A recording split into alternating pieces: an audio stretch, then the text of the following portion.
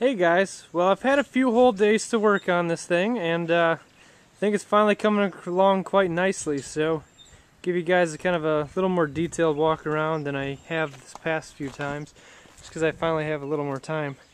I've never done creasing on fenders before, so any of you guys that have done it, feel free to rate my work. You do see this one little indent, that's from the rear seatbelt mount, so unfortunately that is as good as I could get it, but for the rest of it I think I got the crease pretty good and tight, as well as down here, so hopefully this helps it out some. I don't know how well it's going to work, but being a unibody I figure as much strength as I can get to it the better. As you guys can see here, we did get a tailgate. This tailgate came off of a I believe it was a late 80s Chevy pickup, just by the bed. Slightly custom, but it's still a tailgate. And we're allowed to weld this straight to the rear fenders, so as you can see I've done that.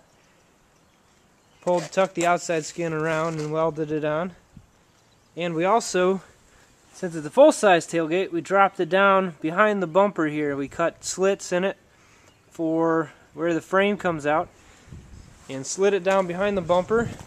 And where we cut the slits, we took the front flaps and we bent them out here because we're allowed to weld the tailgate to the bumper, so this follows the rules. I'm adding no metal. It's metal coming straight from the tailgate and going to the bumper, which is totally in the rules. And let me get you a better view from this side. Got the other flaps in here self-tap to the inside for mounting purposes. Not strengthening any other components, so it should be fine, hopefully. And I got the floor peeled back a little bit to allow room for the tailgate.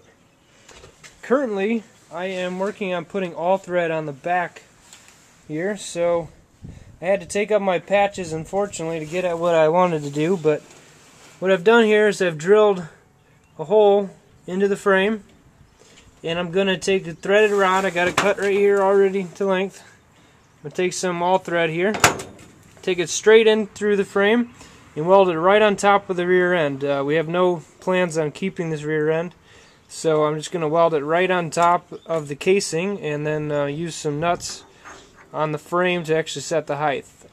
The reason being that I'm not welding the whole thing is strictly because the rules state I can weld the bottom, but I have to bolt the top to the frame, so therefore I'm going to do that.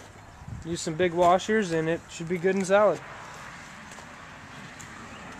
So keep walking around here. Got the other side welded up nice and tight as well, folded in, and I got these back fenders creased as well. Once again, a pretty tight crease. Pretty happy with the way it turned out.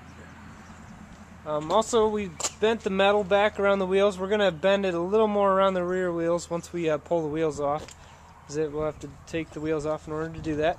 And we got the front tucked away here pretty good. We got the front edge tucked up in and the top. We got the doors welded here. They're also locked in the inside. That's another safe measure to give you a little extra safety.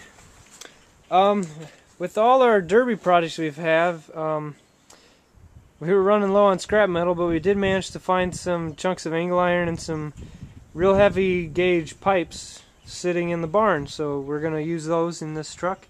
Got them welded in nice and solid here. One across the driver's door as well. The actual diameter of the pipe is kind of small. I know probably a few of you guys are noticing that, but the inside is about a 1/4 inch thick steel, so they're pretty darn heavy and they ought to hold up quite well. So we'll see how they do, but it's still better than no cage, so therefore I'm quite happy with that. And as I showed you before in my last video, there's all the electrical. Still got to finish tucking that up and away, but we're getting there. Got the bars here on the front window to keep my hood and another potential car up in my from coming up in my cab, so got that, and it's for safety. The hole cut in the hood. Got to have it's supposed to be 12 by 12, but I just made it a little irregular. It does have the same surface area, so as an engineer I'm going to try to push that one on them, but either way it should be good enough for safety in case I catch fire or something. We've made a couple trips to the scrapyard and still have not been able to find the ideal bumper that we're looking for. We're going to try again later this week.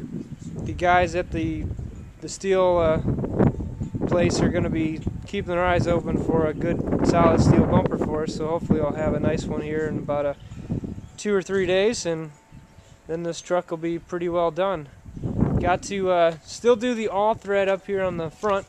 That'll be pretty easy. I'm just going to take out the shock here, cut the bottom mount off to it, and weld the all thread to the bottom of it, and then take it right up through these towers here. I'm going to have to drill the holes a little bigger from the stock, but at least they're already mounted and in a good location. So I'm going to take the all thread right there, and I can get the ride height I want all the way around. So hopefully by the next time you guys see the truck, it'll be sitting up nice and tall, and hopefully you'll have a nice big car bumper on the front of it.